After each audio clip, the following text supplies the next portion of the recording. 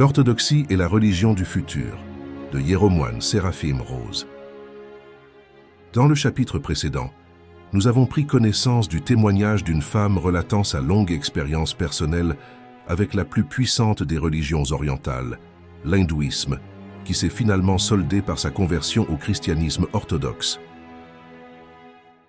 Dans ce présent chapitre, il sera question du récit personnel de la rencontre d'un moine orthodoxe avec un faiseur de miracles oriental, une confrontation directe de la spiritualité chrétienne et non chrétienne. Nous vous souhaitons bonne écoute, que Dieu bénisse.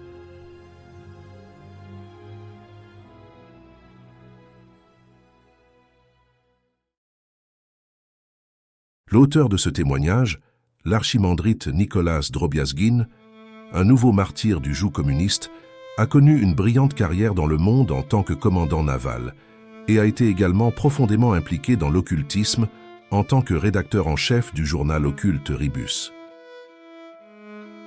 Sauvé d'une mort presque certaine en mer par un miracle de Saint Séraphin, il fit par la suite un pèlerinage à Sarov, puis renonça à sa carrière mondaine et à ses liens occultes pour devenir moine.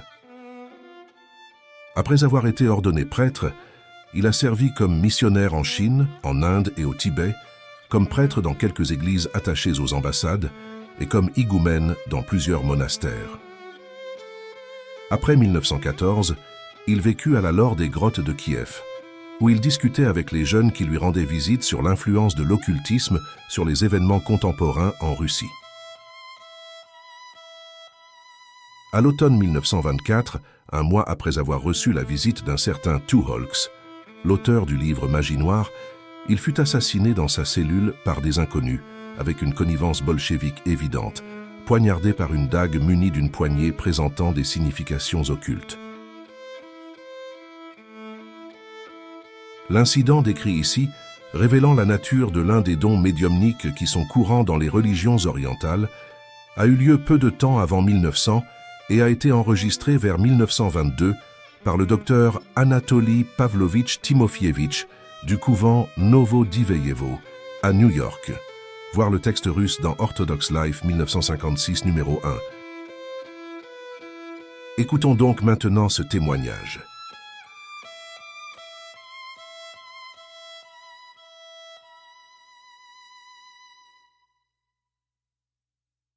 Par un matin tropical merveilleux, notre bateau fendait les eaux de l'océan Indien, se rapprochant de l'île de Ceylan. Les visages animés des passagers, pour la plupart des Anglais accompagnés par leurs familles, qui se rendaient à leur poste ou pour affaires dans leur colonie indienne, regardaient avidement au loin, cherchant du regard l'île enchantée, qui pour une grande partie avait été liée depuis l'enfance aux récits et descriptions intéressants et mystérieux des voyageurs. L'île était encore à peine visible, quand déjà un parfum fin et enivrant en provenance des arbres qui y poussaient enveloppait de plus en plus le navire à chaque brise qui soufflait. Enfin, une sorte de nuage bleu se dessina à l'horizon, de plus en plus grand à mesure que le vaisseau s'approchait rapidement. On pouvait déjà remarquer les bâtiments étalés le long du rivage, enfouis dans la verdure de majestueux palmiers, et la foule multicolore des habitants locaux qui attendaient l'arrivée du navire. Les passagers, qui s'étaient rapidement familiarisés les uns avec les autres pendant le voyage, riaient et conversaient avec animation sur le pont, admirant la merveilleuse scène de l'île sortie d'un conte de fées telle qu'elle se présentait à leurs yeux.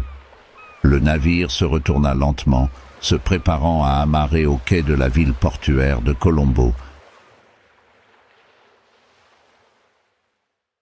Ici, le navire s'est arrêté pour prendre du charbon et les passagers ont eu suffisamment de temps pour débarquer.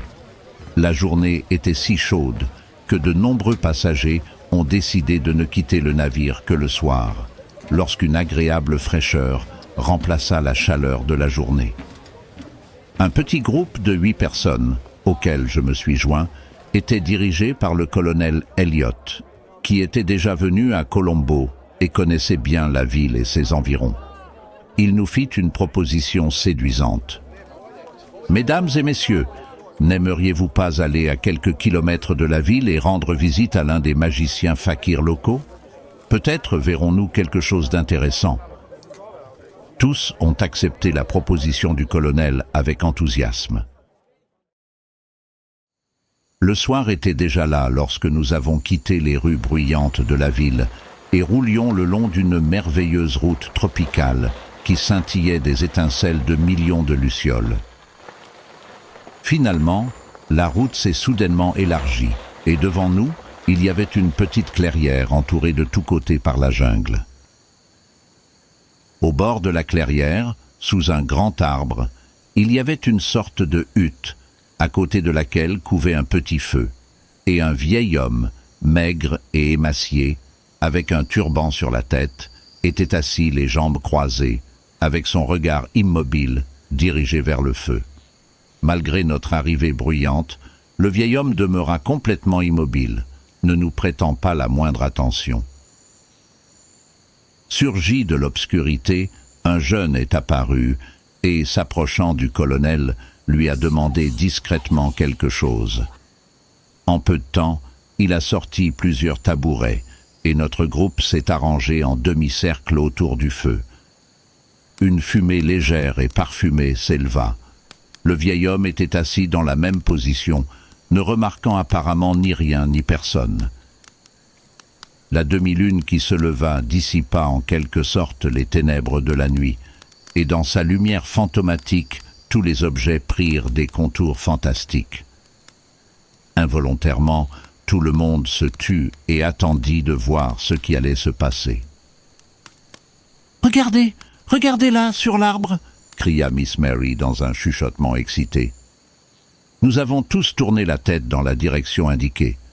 Et en effet, toute la surface de l'immense couronne de l'arbre sous laquelle le fakir était assis flottait doucement dans la lumière tendre de la lune, et l'arbre lui-même commença peu à peu à fondre et à perdre ses contours.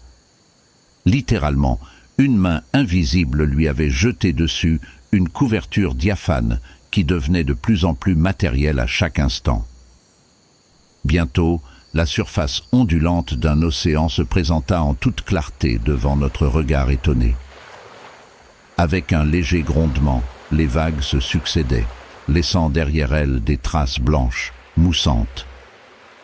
Des nuages légers flottaient dans un ciel devenu bleu. Abasourdis, nous ne pouvions pas nous arracher à ce tableau saisissant. Et puis au loin est apparu un bateau blanc. Une épaisse fumée s'échappait de ces deux grandes cheminées. Il s'est rapidement approché de nous, fendant l'eau. À notre grande stupéfaction, nous l'avons reconnu comme notre propre bateau, celui sur lequel nous étions venus à Colombo. Un murmure parcourut nos rangs lorsque nous lûmes sur la poupe, tracé en lettres d'or, le nom de notre navire, Louisa. Mais ce qui nous a le plus étonnés, c'est ce que nous avons vu sur le navire, nous-mêmes. N'oubliez pas qu'à l'époque où tout cela s'est produit, la cinématographie n'avait même pas été inventée, et il était même impossible de concevoir quelque chose comme ça. Chacun de nous s'est vu sur le pont du navire parmi des gens qui riaient et se parlaient. Mais ce qui était particulièrement étonnant, je ne me voyais pas seulement moi-même, mais tout le pont du navire, jusque dans les moindres détails, en même temps, comme à vol d'oiseau, ce qui, bien sûr, ne pouvait tout simplement pas se produire dans la réalité. À la fois, je me voyais parmi les passagers et les marins travaillant à l'autre bout du navire, et le capitaine dans sa cabine, et même notre singe Nelly, le favori de tous, mangeant des bananes sur le mât principal.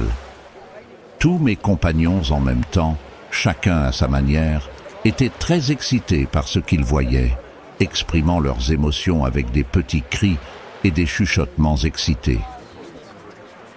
J'avais complètement oublié que j'étais archimandrite, et normalement je n'avais aucune raison de participer à un tel spectacle. Le charme était si puissant que l'esprit et le cœur étaient silencieux. Mon cœur s'est mis à battre douloureusement pour donner l'alerte. Soudain, j'étais hors de moi. Une peur s'est emparée de tout mon être. Mes lèvres ont commencé à bouger et à dire « Seigneur Jésus-Christ, Fils de Dieu, aie pitié de moi, pécheur. » Immédiatement, je me suis senti soulagé. C'était comme si de mystérieuses chaînes qui m'avaient lié commençaient à tomber. La prière est devenue plus concentrée, et avec elle ma paix d'âme est revenue. J'ai continué à regarder l'arbre, et soudain, comme chassé par le vent, l'image s'est assombrie et s'est dispersée.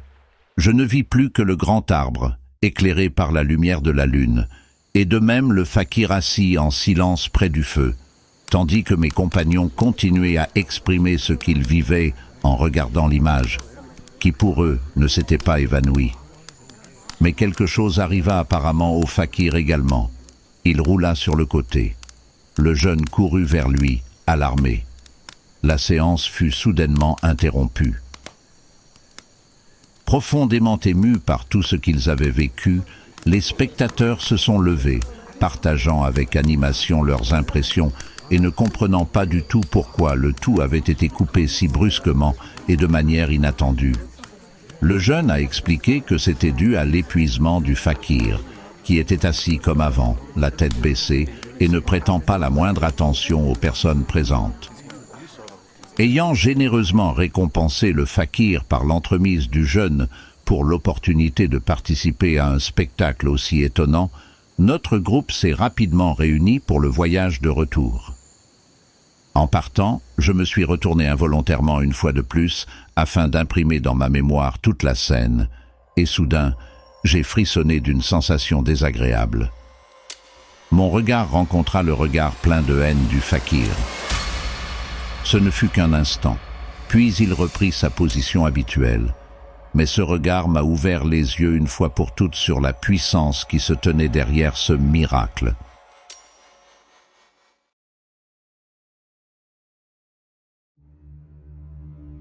La spiritualité orientale n'est en aucun cas limitée aux trucs médiumniques que ce fakir pratiquait. Nous verrons certains de ses aspects les plus sincères dans le prochain chapitre. Pourtant, tout le pouvoir qui est donné aux pratiquants des religions orientales provient du même phénomène de médiumnisme, dont la caractéristique centrale est une passivité devant la réalité spirituelle qui permet d'entrer en contact avec les dieux des religions non chrétiennes.